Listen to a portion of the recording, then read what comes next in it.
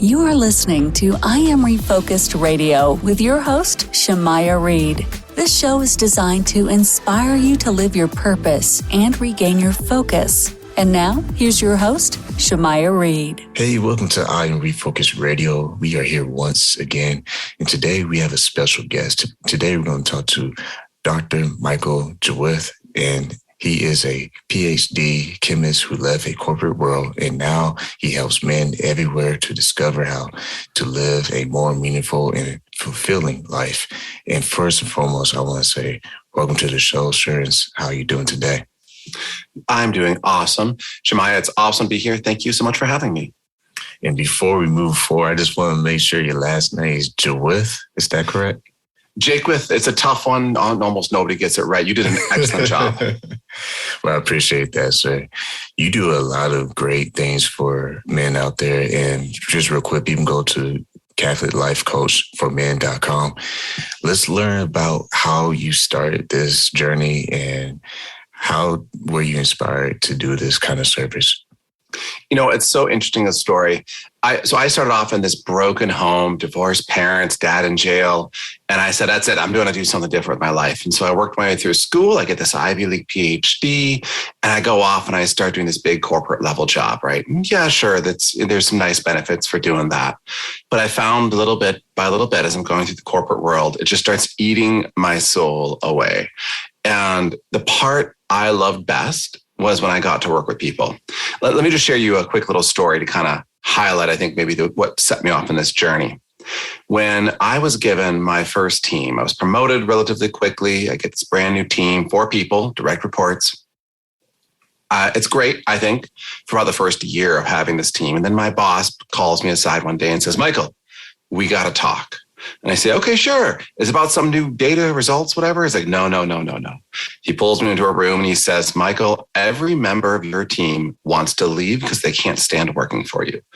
It was completely shocking, right? And so I say, oh my gosh. And he says, but I'll give you another chance, but you've got to do better. And I'm going to help teach you. And he did. And he was like the best mentor of all time, right?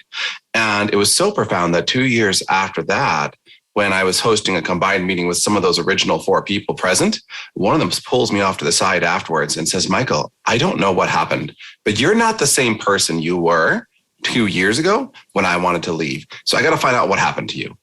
And that was my first piece right there. I knew, oh my goodness, there might be something else in life beyond just, grinding the corporate, grinder along. That make sense? Yes. And the practice that you use in coaching, you use science. And that's very interesting because a lot of coaches have been popping up recently. If you come, almost like the podcast world, everyone is becoming a coach or whatever. What is the very things that make your practice a little bit as far as how it stands out compared to everyone else? Absolutely. And thank you for asking that. You're totally right. First off, the coaching industry is exploding.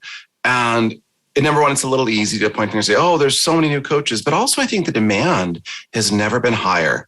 The whole COVID pandemic really exacerbated what was already a pretty bad situation where people in general are cut off from really good mentorship, from someone to follow, someone who's been there and says, here's how to do it. So what makes my coaching practice different? I think there's kind of 3 different things I bring together in a very special way. First, I've got the certification background of being an actual life coach. But that's just, I think, kind of the start of what makes a coach special. But on a much deeper level, the next big piece I bring to it is this scientific analytical thinking. I totally believe there's a spiritual element. We'll get to that in a second. But there's no substitute for saying the way the human body works, the neurological way that your brain processes information, releases hormones, how those hormones interact with neurons and systems all over your body. Understanding that is really, really powerful, because if a grizzly bear jumps out, you're not going to stand there and say, I'm going to coach myself through feeling nervous right now, right? It's a stinking grizzly bear. Your body is engaging in biological systems that you can't just overrule. And so you have to be aware of what's going on. And praise the Lord, most of us don't have grizzly bears jumping out very often, but we have something that we oftentimes interpret as just as scary. And understanding that system is really, really powerful. And when people are coming to you for your services for help, what's the first step? I'm sure there's a screening process for quality control, but what's the first step that is normal whenever you have a new client that's basically trying to improve their life? So I'm going to just back up just one step there, because the screening process here is pretty critical. If someone says to me, Michael, I kind of want to make a change, but I'm not really sure, I probably won't be able to work with them. When you want to make a change and you want it with the very bottom of your heart and you're saying, I am tired of living this life and living what's happening now, whatever the problem is, that's when you're ready. People like to say, I finally hit rock bottom. Let me tell you a secret. There's no such thing as rock bottom. The only thing that's actually rock bottom is when you're dead. Short of that, you just simply decide, that's it, I'm ready to change. But now let's get into your actual question. Let's say someone's there and they're ready. The first thing we do is we really dig into their mind to understand what's underneath this behavior. Maybe this behavior is drinking too much alcohol. Maybe this behavior is spending too much money. They don't like how they're spending money. Whatever it is, there's something underneath the behavior that's fueling this, and the behavior is just an expression. It's like a pressure release valve so often. And digging down there, exploring that is the start. The third piece I bring, particularly as a coach, is really the piece of the faith. And I am a faithful person. I think that's really, really powerful. And I use the faith particularly as we start to uncover what's underneath this behavior that people don't want anymore. We bring the faith in oftentimes as an additional tool to help really shift what those underlying beliefs, those underlying values, fears, uncertainties, doubts. So many people suffer from this idea of, am I worthy? Am I good enough? And if I'm not good enough, if I'm afraid I'm not good enough, what do? I act out somehow to try to cover for that. So the first thing really is just digging down into that. Once again, you listen to I Am Refocused Radio. And when people go visit the website, CatholicLifeCoachForMen.com, there's a spiritual side to this as well in your practice of coaching.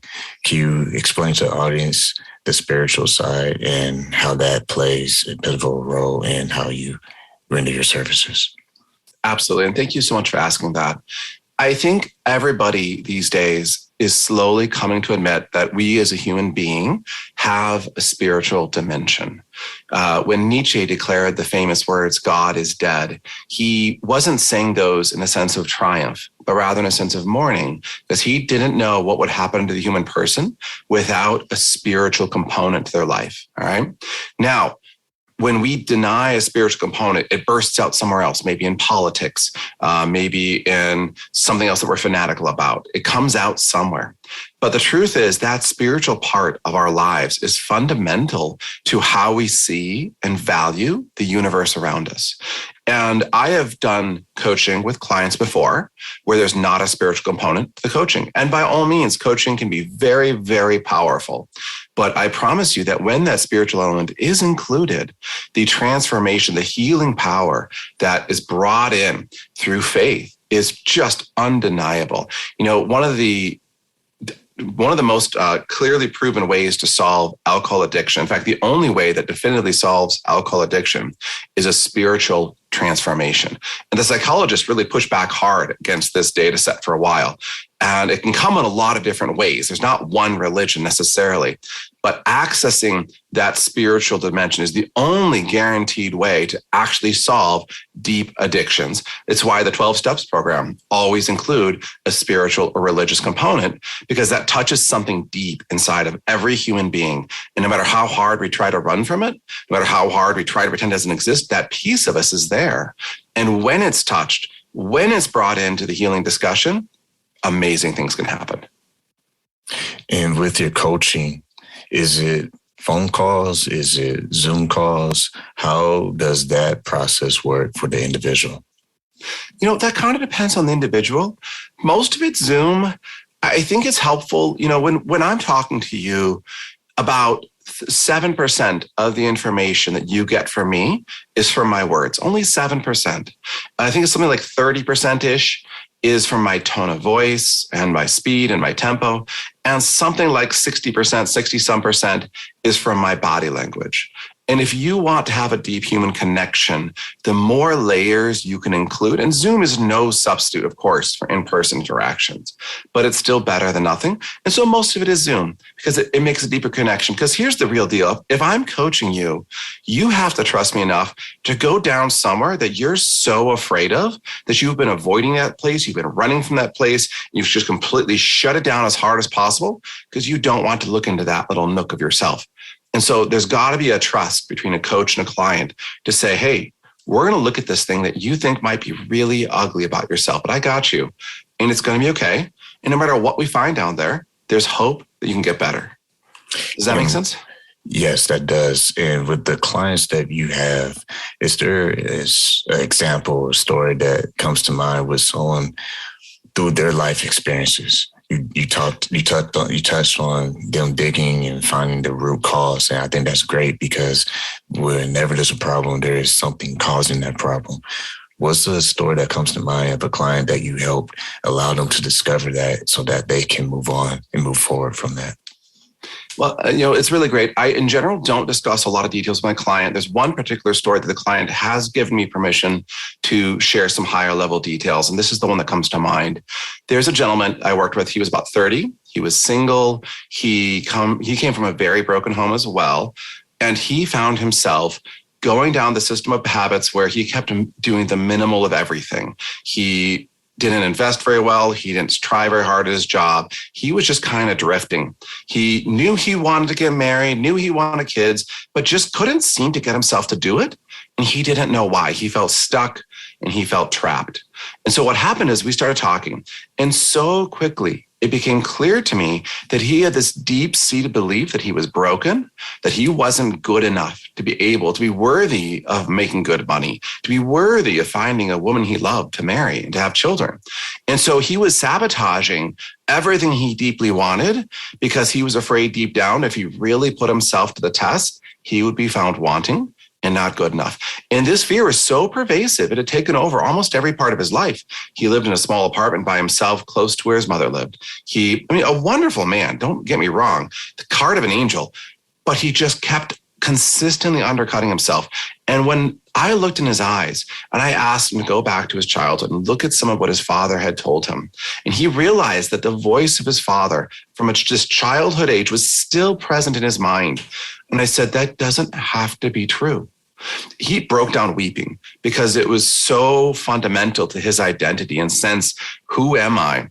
And it wasn't easy from there. Like we had to kind of take that and slowly ease that idea out, that belief, that value, or in this case, that lack of value, and put in this sense of who am I relative to God? Who am I relative to the goodness that I have intrinsically? What do I have to offer my business, my job, my potential future spouse?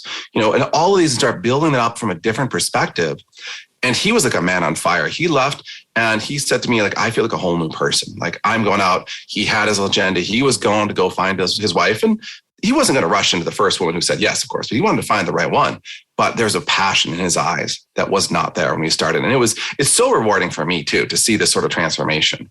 And at the very end, he said, you have to share the story. And he wrote up for his version of the story. You can find it on my website. That was just so profound to say, wow, look at what a difference this experience has made in my life. And speaking of stories, that's what defines us. And when people go to your website, CatholicLifeCoachForMen.com, there's a statement right above your picture that says, every man who wants to grow needs a coach.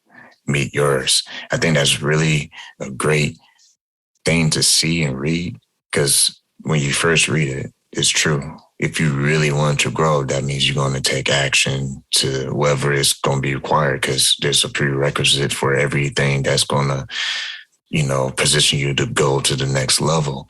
So when you see your clients take that first step, do you notice a change soon after, or does it still take time for that progress to be measured? That's such a great question. And I think that's such an important amount of how to set expectations for the coaching process. Let's go back to the gentleman I just mentioned here a second ago. when I started to pull out the identity that he wasn't worthy and good enough, in the short term, his life gets worse, because at least then he had something to rest, some way to answer the question, who am I? What am I? And when you take away that foundation, as bad a foundation as it was in his case, and in so many of us others, you take that away, you actually feel like you're going down into, the tomb, that it's, Good Friday, and you're dying there as well. And Easter Sunday is coming, but you don't feel it. And yes, we are going to rebuild it. But, I tell my clients, expect things to feel worse before they feel better, but have faith that there is that flip side coming, that when you put it back together and rebuild it to be even better, it will be better than you can possibly imagine. I love that line that everyone needs a coach. And we just got to finish watching the Winter Olympics here not too long ago at time of recording. And I was watching this with my children. And we're so blessed. We live very close to a downhill ski course. And so I take my kids downhill skiing. And we are by no means expert downhill skiers. We're amateur, but we enjoy it. And as we're watching these professional Olympic athletes on the downhill ski course, my oldest, she says to me, wow, what would it take for me to ski like that? And I said, a lot of years of very intensive coaching. And she said, that would be amazing. And I'll be blunt, she's not Olympic athlete quality. I love her dearly, but she's just not. She's never been an Olympic downhill skier. But I think that's so powerful, because so many of us as human beings, we're just kind of drifting through with an okay life, like there's nothing wrong. But when we see that glimpse of that Olympic athlete, and maybe this is though of life, and we say, oh man, I want that. That's where coaching really comes. And if you want mediocrity, you don't need one. But when you're ready to say, I want something a whole lot better, that's where having a coach can shine. But buckle up, because it does get bumpier and it will get worse, but then it will get a whole lot better. I like how you pointed out that short term is kind of shaky. Short term is like the true test, like how bad do you really want this change, or how bad you really want this improvement? Because I think, and you can correct me if I'm wrong, but I think in a lot of cases in life in general, anything that's worth quality is going to be required of you commitment of some kind. What do you think about that? Oh, absolutely. It's easy to get low results, to get poor results. Like I make kombucha, and I was just downstairs before this recording working with my kids. They helped me. And it's so easy to make bad kombucha. You just throw some slop in there, call it good, right? Anyone can stumble into something that's mediocre or bad. But when you want something good, then that takes dedication, it takes commitment. This gets back to my screening process. If someone says to me, Michael, I kind of want a better life, but I don't know if it's worth it, I'll be honest, I'm going to tell you no. Come back to me when you're ready. When you say, yeah, I'm committed, I'm going to push through, because you have to know that you're living in whatever belief system, whatever your identity is, you're living there for a reason, because it has served you. Even this gentleman, let's go back to his story again. His view that he was broken, he wasn't good enough, it still served him. That kept him going, not as well as he could be, but it was ultimately successful. He had his own job, he had his own apartment. Like, I don't want to beat up on that value system, that belief system. It got him to where he was. And so it's not nothing to take that away. And so absolutely, if you want something great, you've got to be willing to struggle. It's the same thing. Like if you want to be a professional at any sport, it's got to have that commitment there. Absolutely. And part of that struggle is realizing the truth of reality, and that is knowing where you are in order for you to position where you want to be. And there's also a place on your website where it has a scripture, and I really like it. It's as a man thinketh in his heart, so is he. Proverbs 23:7. How important is that statement? As a man thinks in his heart, so is he. Explain, based on what you know, because you're the expert here, explain to the audience that scripture and how that can have an impact in one's life. I think that scripture is one of the most recently discovered gems that modern psychology has fallen upon, starting with cognitive behavioral therapy, which is kind of the origin of so much of the coaching work we do. What it really is saying is that the ability of a human being to generate thoughts, and that those thoughts have transformative power on the world around you, it's difficult to understate. Like it's difficult to overstate. It's such a powerful concept. This is also another spot where you see a perfect alignment of science, coaching, and the faith. All three come together in perfect agreement about this. We see this scientifically when we look at the way the brain functions and we start to analyze the various parts of the brain and how we process visual data around us. We actually realize that we have 4 times as much data going into the amygdala about the world around us that's based upon what we expect to see than there is based upon what we actually do see. So in other words, 4 times more information is based upon what I'm thinking is going to be there. And this is really powerful. It means that what you think is what you're going to see, but it goes so much beyond that. The psychology is stunningly clear. Your thoughts have transformational power, not only on you, but on the world around you. A great example, take a look at the Wright brothers. Before them, everybody said it's impossible to fly. And then they thought differently. And look what happened. Take a look at the 4-minute mile mark. For so long, decades, if not hundreds of years, nobody could run faster than 4-minute miles. Impossible. Until one man did. And all of a sudden it was possible. And the very next year, 20 people did. And the power of our thoughts to say, what occurs in this gray matter here, what I think has immediate and substantial power in the world around me is just unbelievable. One more quick story to demonstrate this point. I just read this one the other day talking about the placebo effect. Here's the study. They take a group, and there's a control group, and there's, of course, an experimental group. And all of the group people have a broken ACL, your ligament in your knee. It's shredded, ripped, like physically broken. So the control group, they do the normal ACL surgery. But the experimental group, all they do is they put a slice of the knee, but don't actually fix the ligament. And so you'd guess, like, come on, that ligament's busted. The experimental group won't heal. Surprise discovery, they did. The fact that they thought the surgery had been done was enough that their knee healed at the same rate with the same level of effectiveness as the control group who actually got the surgery. Like, this is mind blowing. Like, at first glance, so many people are like, that's not even possible. Like, you can't just heal a broken ligament with your mind. And my response to that is to say, are you so sure?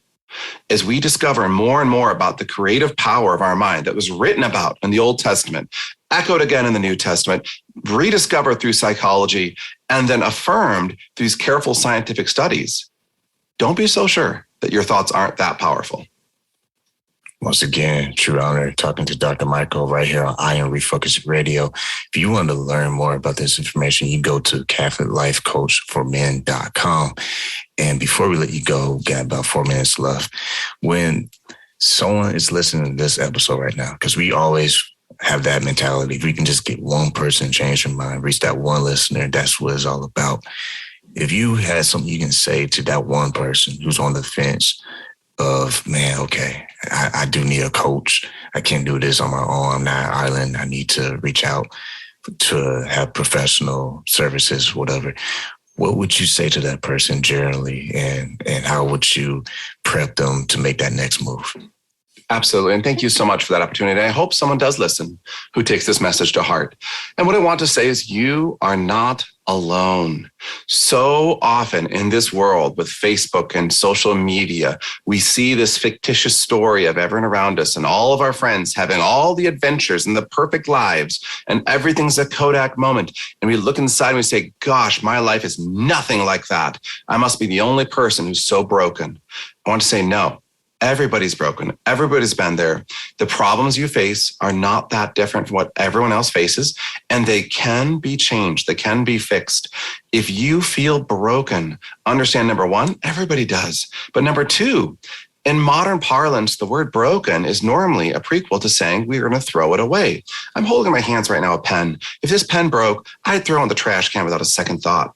But when we apply that to human beings, it's toxic to the way of thinking.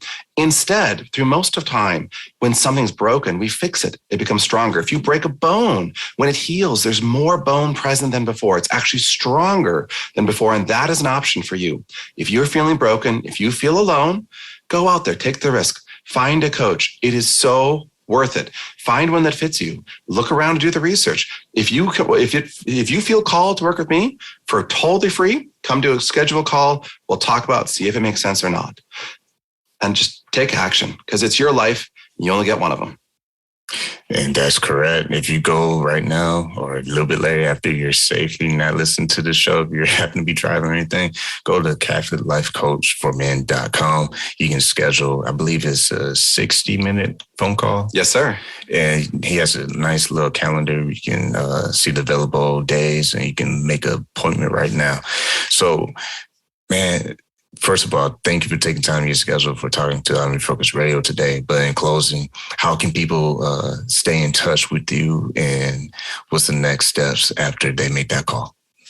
Absolutely. And thank you so much for the invitation. If nothing else, if you're timid to talk to someone face-to-face, you can check out my podcast, Catholic Life Coach for Men. Just type in Catholic Life Coach for Men and Google. You'll pop up both the podcast and the website. Those are the easiest ways. I don't actually do social media. I've discovered I'm a worse person when I do it. I just do everything off email list. You can sign up, get on my email list, and join the 6,000 other people there. This is important stuff. And I really encourage you to take the step to find out. If you want to find someone who has a different faith-based approach, by all means, find someone who's there. It doesn't have to be me, but find someone and take that action. Well, if you're looking for a coach or you know someone who needs one, go visit CatholicLifeCoachForMen.com. Again, that's CatholicLifeCoachForMen.com. Once again, Dr. Michael, I want to say thank you so much for not just giving your personal story, but also your wisdom based on your professional experience with our audience. And thank you for just everything, man. Appreciate it. Shemaiah, it's been a pleasure. Thank you so much for having me.